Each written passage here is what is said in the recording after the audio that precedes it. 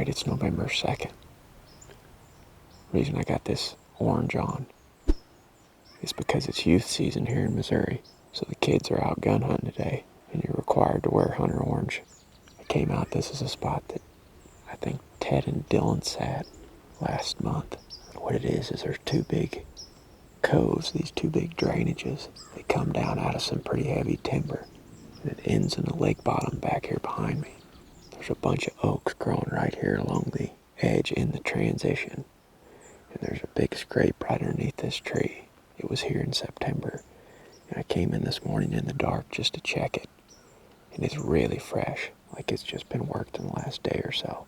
However, it's right under the tree, and I'm here by myself, so if something comes from that way, I don't know if there's any way I'll get a shot at it. There was a bunch of rubs walking in right down the edge of the transition behind me. Got in here without spooking anything. I woke up at 4 a.m. this morning, and it took me forever just to get everything put up in this stupid tree. And it's 7:15 right now. There's a scrape here. It looks like there's a pretty decent sized rub up there about 30 yards away. So I'm hoping that bucks work right down the cove to me right here. They're going to be straight on, but they're going to be really, really close. So just hang out. Enjoy the morning here. Hopefully see some bucks at some point.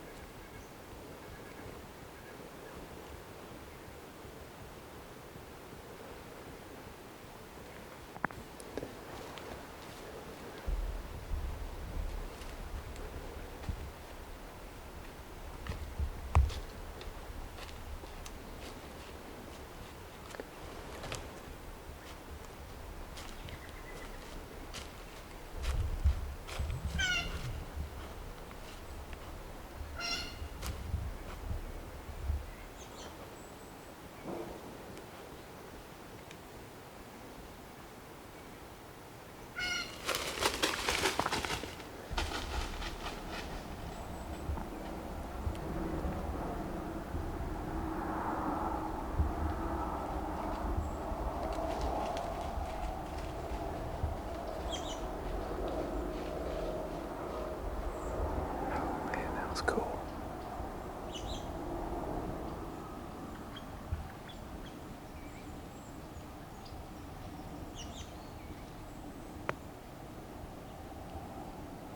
He was right underneath of me right here. I was trying to film the deer as he was coming in, and then I figured I'd wait until he turned or something, and then I would try to pull back on him and shoot him. But he just walked right here to the base of the tree. There he's going off up in there, I think. No, that's a doe, looks like. Hang on. I think that's a doe, or a little buck up there. Looks like it might be a little buck. He had his nose to the ground like he was following a doe. Yeah, it's a little spike buck.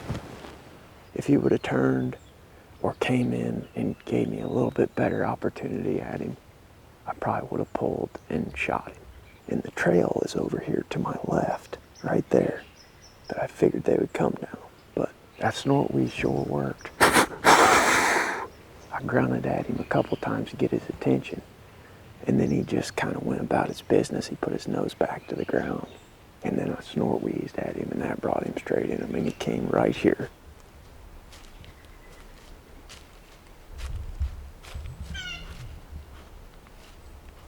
Well, it's about 11 o'clock, and I think I'm going to go ahead and pack up and head back to the truck for the morning. Only saw those two bucks. They both were up and moving right there around 8:15, and had that nice one come in right underneath the tree. If I'd had somebody here filming, I might have been able to kill him. I don't know. It's just tough when they're coming right at the tree like that. I've got to tilt the camera down to get them, and I really want to get it on film if I can. I know some of you don't care if we get the deer on film at the shot, but it's really nice to have that footage of the shot that we can educate you guys with if we can get it. You know, I mean, we can talk about shot placement, all sorts of different things if we have the actual footage of the shot.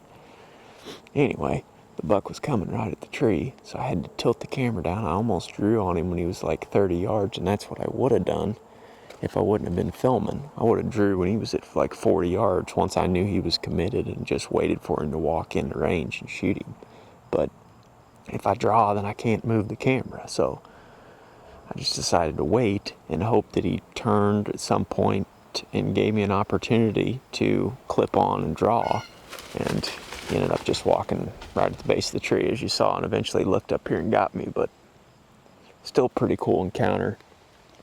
It's been slow though, other than that. I just saw those two bucks at 8:15 and nothing else since then, just squirrels and a couple guys down there on the water fishing. That's pretty typical for rut hunt, for me anyway.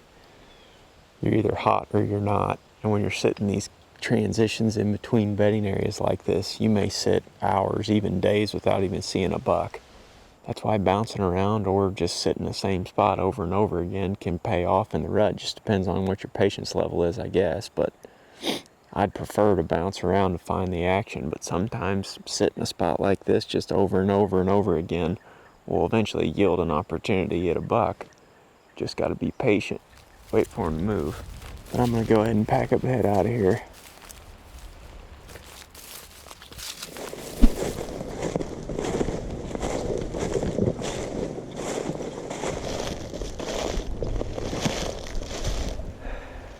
Alright guys, I'm back after it this afternoon. This is the tree right here that I was in this morning. Oop, got a cuckleburr on me. And there's a scrape right there. I just came down through those woods over there, found a pile of fresh rubs, fresh scrapes all down through there, and I saw that buck back this direction this morning. I think tonight I'm going to get in that oak right there behind me instead of this tree. That way, in case something comes to this scrape from that direction, I'll have a broadside shot instead of them walking right at me like what happened earlier this morning. So I'm going to go ahead and get set up in this tree back here. Yeah, it's about 7 yards to that scrape right there. That's plenty close enough.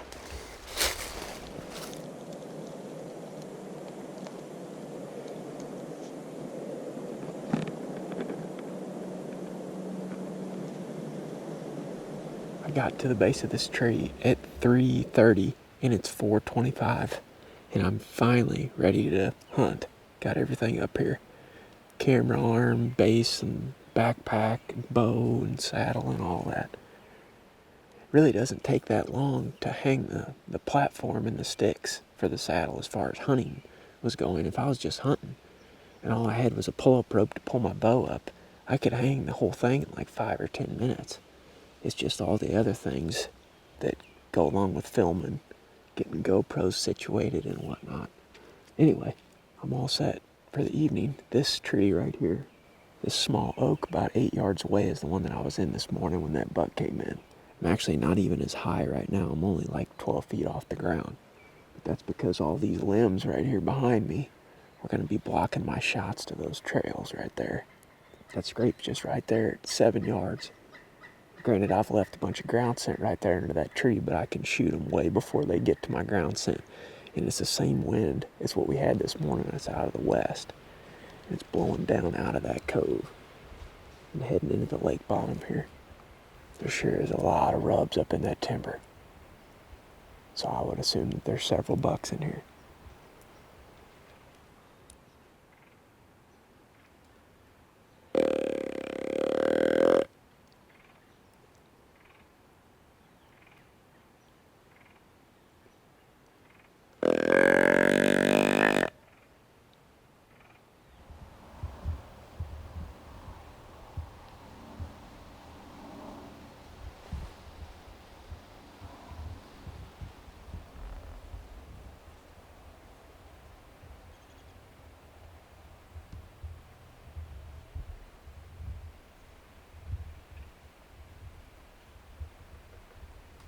I just had a small buck come in behind me. It was hard for me to get the camera around to get much footage of it. Still got about 45 minutes worth of light left. Hopefully we'll see something else.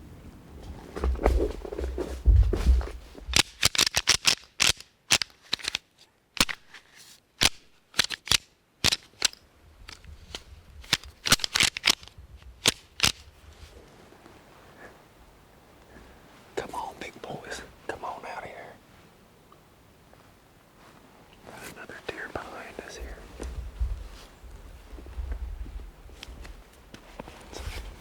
It's a buck. It looks like a small buck.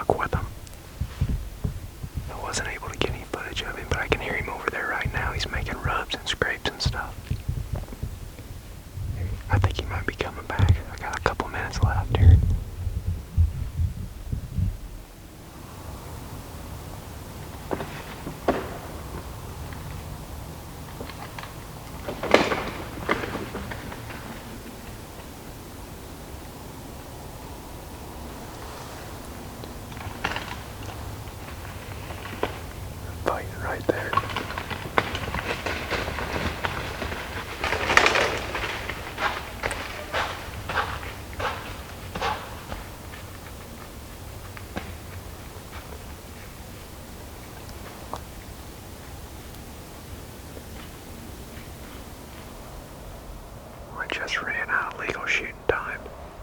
I'm sure y'all could probably hear those bucks fighting over there. Big buck. He was right here, 15 yards behind me. I just got so many leaves behind this tree, there was no way for me to get around.